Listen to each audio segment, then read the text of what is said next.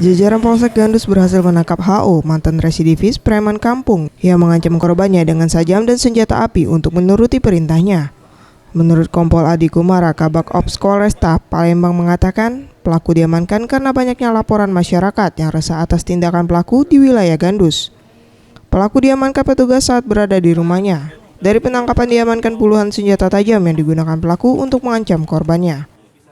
Ini adalah pelaku pengancaman di daerah Tangga Buntung yang dilaporkan ke Polsek Gandus pada 2 Juli 2016. Kemudian setelah dikembangkan ternyata ada laporan lain.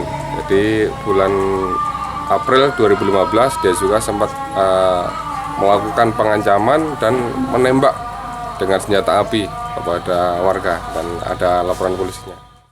Pelaku dijerat pasal 336 dengan ancaman 5 tahun penjara. Farel Dwi Satria, Seption Rizky, Sriwijaya TV.